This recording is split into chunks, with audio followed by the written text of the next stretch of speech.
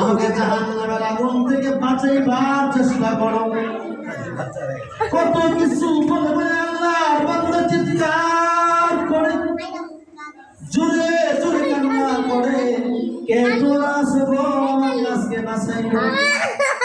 আমি তো আগুন দেখতে পাচ্ছি, এই আগুনের মধ্যে আমাকে ফেলে দিলাম।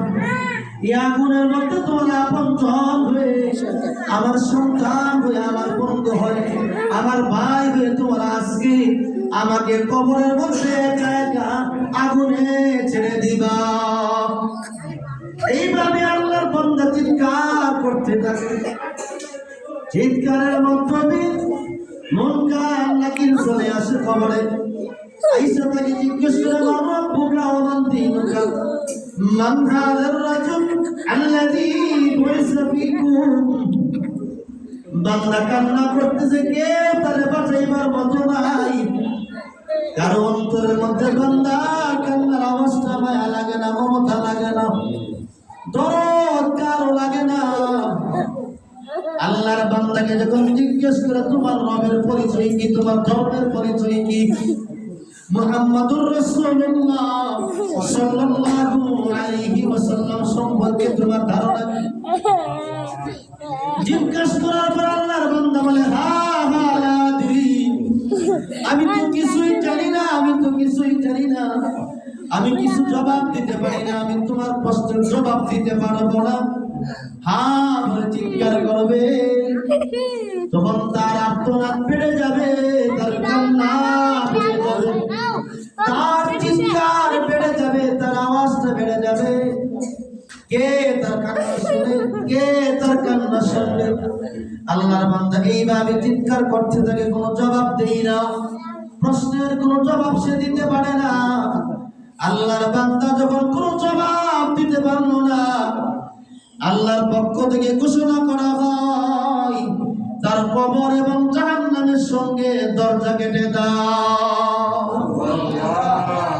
যাতে করে পাপিষ্ঠ বান্দা, গুনাহগার বান্দা কবরের মধ্যে থাইকা জাহান্নামের শাস্তি ভোগ করতে থাকে। জাহান্নামের আযাব সহ্য করা লাগবে, জাহান্নামের শাস্তি সে যদি পেতে পারে, কবর এবং জাহান্নামের মধ্যে কোনো পার্টিশন রাখবে না, যাতে করে আগুন এবং শাস্তি সে ভোগ করতে পারে। তার কবরের মধ্যে জাহান্নামের আগুন বিছায়া দাও, জাহান্নামের পোশাক থেকে পড়িয়ে দাও, তার কবরের মধ্যে জাহান্নামের বিছানা বিছায়া দাও, গায়ের মধ্যে জাহান্নামের পোশাক পরে দাও রে বান্দা। যখন তোমার কবর এবং জাহান্নামের মধ্যে কোনো দরজা থাকবে না, আগুন তোমার কবরের মধ্যে ঢুকবে, কেমন হবে তোমার অবস্থা? একটু মাথাটা নিচু করে কবরটা ধাক্কা দিয়ে চিন্তা করো, যখন আমার সম্পর্কে ঘোষণা হয়ে যাবে আমি জাহান্নামী বান্দা, আমার কবরে আমার কি অবস্থা হবে? আর যখন আমাকে জাহান্নামের পোশাক পরিয়ে দেওয়া হবে, জাহান্নামের বস্ত্র আমাকে পরাবে, আমাকে যখন জাহান্নামের পোশাক পরাবে আমার কি অবস্থা হবে? আমার চিৎকার কে শুনবে? আমাকে ওই সময় কে রক্ষা করবে? কে আমাকে বাঁচাবে? আবার যখন ঘোষণা করা হবে জাহান্নামের পোশাক তার গায়ের মধ্যে দিয়ে দিছ, এবার আরেকটা কাজ করো, তার কবরের মধ্যে জাহান্নামের বিছানা বিছায়া দাও। ও আল্লাহর বান্দা, একটু চিন্তা করো, তোমার গায়ের মধ্যে জাহান্নামের পোশাক, কবরের মধ্যে জাহান্নামের বিছানা, জাহান্নাম থেকে আগুন তোমার কবরে ঢুকছে। আবার ঘোষণা করা হবে সাপ বিচ্ছুগুলা তার কবরের মধ্যে ছেড়ে দাও। বিভিন্ন প্রকারের শাস্তি তোমার কবরের মধ্যে চলে আসবে। এবার তুমি কি করবা? তুমি কি করে বাঁচবা? চিৎকার করলে তোমার আর্তনাদ কে শুনবে? তোমার মা নাই, তোমার বাবা নাই, তোমার সন্তানও নাই, কেউ তো কাছে নাই। ও আল্লাহর বান্দা, তোমার আর্তনাদগুলো শোনার মতো কোনো ব্যবস্থাপনা আসেনি বলো? তখন চিৎকার করে কোনো লাভ হবে নি, কান্না করলে কোনো লাভ হবে নি। এখন চিৎকারের সময়, এখন কান্না করার সময়।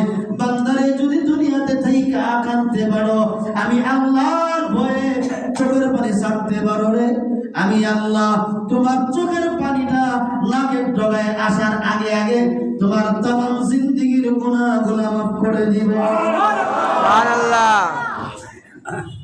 আল্লাহর বান্দা, দুনিয়া থেকে যদি আমার ভয়ে তোমার চক্ষু থেকে পানি আসে, গাল করে পানি পড়ে, জমিনে পড়ার আগে আগে আমি আল্লাহ তোমার জিন্দেগীর গুনাহ মাফ করে দিয়ে তোমাকে জান্নাতি বান্দা বলে ঘোষণা দেয়। কিন্তু আখিরাতে জানলে, আখিরাতে আহা, কবরের মধ্যে এবার বৎকারের শাস্তি শুরু হয়ে গেছে। কবরের মধ্যে এবার কথা বলা, বৎকারের শাস্তি শুরু হয়ে গেছে। এখন বুঝলেন, তাহলে বৎকারের জানো কবজা হইলো, কবরও ঢুকলো, শাস্তিও শুরু হয়েছে। বুঝছেন? বুঝছেন? বুঝছেন নি? এখন এমন এই শাস্তির সম্মুখীন কে কে হতে চান? আছেন কেউ?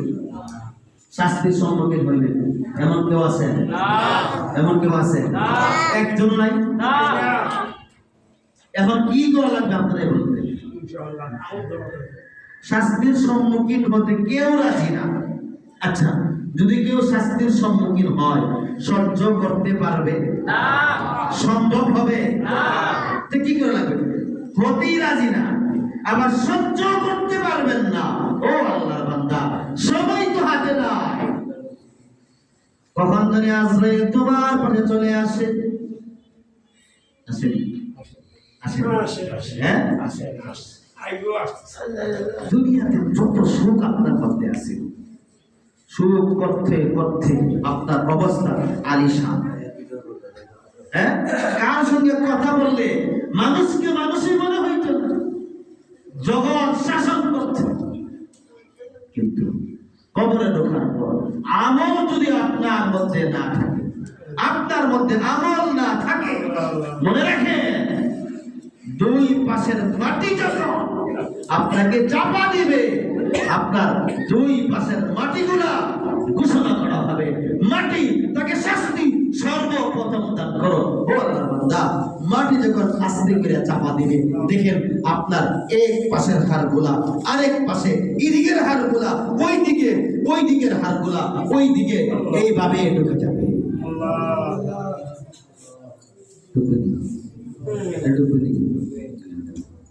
সব হাড্ডিগুলা ভেঙে চুরমার হয়ে যাবে। কেমন লাগবে দৃশ্যটা মনে করেন তো, চোখে মনে করেন তো, এই আপনার এইভাবে হাড়গুলা যখন এভাবে ঢুকাই দিব, মাঠে যখন একদম চাপা দিয়া সুটকি বানিয়ে দিবে, তোমার কে রক্ষা করবে? তোমাকে রক্ষা করার মতো কেহ নাই, বাঁচাইবার মতো কেহ নাই। নিজের আমল দিয়ে বাঁচতে হবে, নিজের আমলের মাধ্যমে নিজের চিন্তা করতে হবে। নিজের আমল বাদ দিয়ে অন্য কারো দান দেয় বসে থাকলে কোনো লাভ নেই। আচ্ছা, মনে করুন তো, সরজ মিলে দেখেন তো, একটা হাড্ডি যখন ভেঙে যায়, অবস্কর ছাড়া যখন ইটারে এইভাবে জোড়া মারা দেয়, কেমন লাগে? কথা বল, কথা বল। আর সবাই কথা বলতো, অনেক খারাপ লাগে না? খুব আরাম লাগে না? অনেক আরাম লাগে, খুব আরাম লাগে না? একটা হাড্ডি যখন গোটা শরীরের হাড়গুলা মস মস করে এইভাবে ঢুকবে, ছুটকি হয়ে যাবে, কি করবো? কি জবাব তোমার? কে তোমাকে ওই সময় আযাব থেকে বান্দা রক্ষা করবে? কে তোমার বাঁচাবে? কে তোমার রক্ষা করবে? তোমার শাস্তি থেকে বাঁচাইবার কেউ নাই। তোমার আমলের মাধ্যমে, তোমার আমল দিয়ে, তোমার নেক আমল দিয়ে তুমি বাঁচতে হবে, অন্য কোনো ভাবে তুমি বাঁচার সুযোগ না। কেউ বাঁচাতে পারবো? বাঁচাতে পারবে না। কি করতে হবে? আমল বাদ দিয়ে অন্য কোন তন্ত্র মন্ত্র, অন্য কোন জিনিস কাজে আসবে কোন কাজে? আমলের চিন্তা করেন। কবরের মধ্যে আল্লাহর বান্দাকে ঢুকানোর পর শাস্তি শুরু হয়ে গেছে। এবার বাঁচাইতে পারবে না, বাঁচাইতে পারবে না, চিৎকার কাজে আসবে না। আল্লাহর বান্দা যতই আত্মনাদ করো, তোমার কেউ বাঁচাইতে পারবে পারবে না, তোমার কেউ সাহায্য করতে পারবে না। তোমার একমাত্র নেক আমল তোমাকে বাঁচাইতে পারবে। এই হলো বৎকারের জাত কবজের অবস্থা, বুঝছেন? এখন আসেন তো নেককার বান্দা কইটা পেয়ে, হ্যাঁ না বলে যাবেন কইয়া যাওয়ার সুযোগ আছে না, যাইতেছে যখন দেব না, মেহমানদারি গ্রহণ করে দিতে হবে। খুশি না? খুশি না? আরে কথা বলে না, খুশি না?